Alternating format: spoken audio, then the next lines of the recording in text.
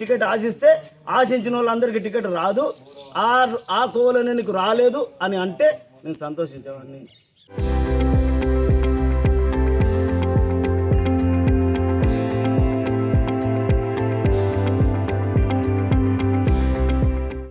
కానీ నేనేనాడు టికెట్ ఆశించలేదు. ఇప్పుడు మీరు ఏం కోరుకుంటారు అసలు మీ సమస్య?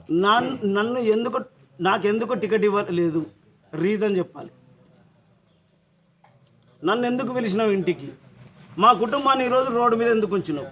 మేము మీ అనుగుణంగానే మీ యొక్క సూచనల మేరకే నేను, నా భార్య, మా తండ్రి గారు ప్రతి గడప దొక్కి మాకు ఎమ్మెల్యే గారు, మాజీ ఎమ్మెల్యే గారు మాటిచ్చిండ్రు. తప్పకుండా మేము బీఆర్ఎస్ నుంచి పోటీ చేస్తామని, వాళ్ళందరూ కారు గుర్తు ఓటేయమని వేడుకున్నాం. ఇప్పుడు మేము వెళ్ళి వారికి మా ముఖం ఎలా చూపించమంటారు? మాకు ఇతర పార్టీల నుంచి అవకాశాలు వచ్చినా కూడా మేము ఇతనికి ఇచ్చిన మాట కట్టుబడి మేమున్నాం. లేదు నీకు అలాంటివి ఏదైనా ఉంటే ముందే పిలుచుకుంటే మేము వేరే పార్టీ నుంచి ఇంకెక్కడి నుంచి ఆశించే వాళ్ళం, టికెట్ ఏదో విధంగా చేసుకునే వాళ్ళం. చివరి నిమిషం వరకు కూడా నాకు చెప్పలేదు నువ్వు. ఇప్పుడు బీఫామ్ ఇవ్వలేదు కదా మీకు? అవును, బీఫామ్ ఇవ్వలేదని మరి రెబల్స్లో పోటీ చేయనున్నారా? తప్పకుండా పోటీలో ఉంటాం, బరిలో ఉంటాం. ఒక మహిళకు అన్యాయం జరిగింది. ఎస్సీ జనరల్లో మహిళ ఎట్లా పోటీ చేస్తుంది, మహిళకు ఎలా టికెట్ ఇస్తారని, మహిళ స్థానం ఉన్న కానీ పోటీ చేయాలని అక్కడ అన్నారు. సరే, నేను అది నా టికెట్ అనుకున్నా, తనని ప్రమోట్ చేసిన, తననే గెలిపించమని కోరుకున్నా.